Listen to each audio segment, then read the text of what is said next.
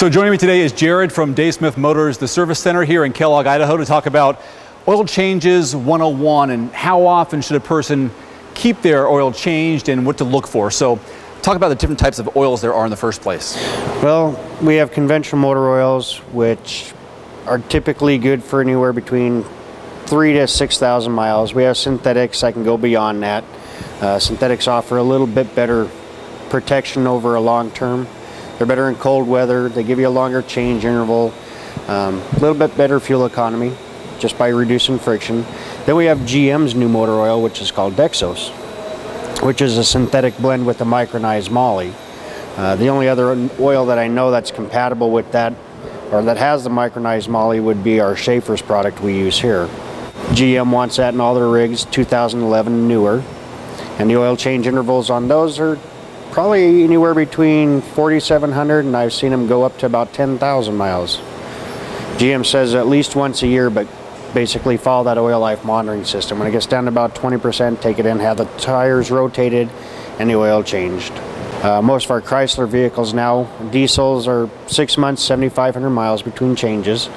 They would like you to run a synthetic if you're in a colder climate, similar to this would be good for it.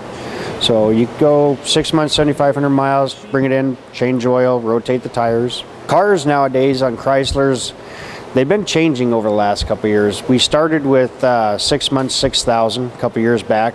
Then they moved 6 months, 8,000. And now they're going to go 1 year or 10,000 miles. So the engines are getting built a lot better, better tolerances, and the oils nowadays are getting a lot better too, a lot less additives. Basically, you can save money and go further. How does weather impact the role of oil? Well, oil tends to break down below freezing and above, I think it's about 200 degrees. Synthetics, they have a broader range. They can go a lot colder and a lot hotter. So if you're in a climate where you got a lot of heat and a lot of cold, you're better to run a synthetic. Typical driving, even stop and go, a lot of stop and go, you're better off with a synthetic. It tends to do a lot better. It's engineered to do better, so I'd stay with that. What's the danger of letting your oil change lapse for very long? Sludge. Yeah. A lot of sludge. Every vehicle burns oil. They all do at a different rate. GM and Chrysler says 1 quart every 1,000 miles. So if you go 6,000 miles and you never check your oil, you could be running on empty. What will you notice in your driving experience, or when you'll see your exhaust being darker? Well, you would typically get a low oil light to start with.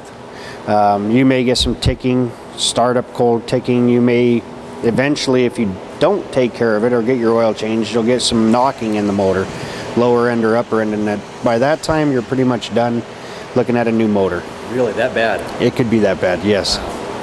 A lot of people like to change their oil themselves, thinking they're going to save money. Talk about the pros and cons of doing it yourself versus coming to, let's say, a dealership where you have professional trained personnel. Well, one of the biggest benefits of bringing it into a dealership is every vehicle that comes in Chrysler or GM, we run the VIN number. We check for open recalls. We check for what they call rapid response transmittals. Not quite a recall, but more of a product enhancement. We check for those, which when we see them, we automatically do them. We let you know as a customer, hey, there's some recalls out here, there's some product enhancements. They don't cost you anything. Typically, they're out there because there's an issue with the vehicle. That's one of the biggest benefits. Like I said before, we also have OEM. We're going to follow what the OEM manufacturer says. The type of filters, we're going to look at your cabin air filter, your engine air filter, check all your other fluids. We're going to walk around under the vehicle, which most people don't have access to a rack.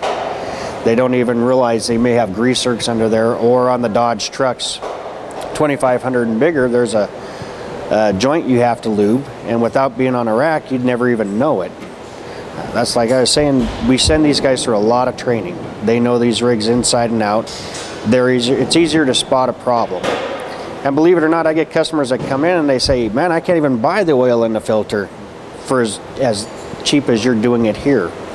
And it's a lot harder nowadays with the way the engines are set up to do it at home by yourself. So if you can have someone who knows what the engine's all about and how to access it correctly and safely. Exactly. It's a lot easier to do it on a rack like this than it is to put it on a set of ramps in the front of your garage outside in the weather where it's cold, and maybe you don't even know how to reset the oil life. Maybe you don't know what to look for. You see something, oh, is that out of ordinary? I don't know. But here we have access. We have guys crawling around on top and underneath, which you can see. So it just makes more sense to bring it to a dealership. All right, Jared, thanks very much. Very helpful information. That's your Oil Change 101 with Jared here at the Dave Smith Motors Service Center in Kellogg, Idaho.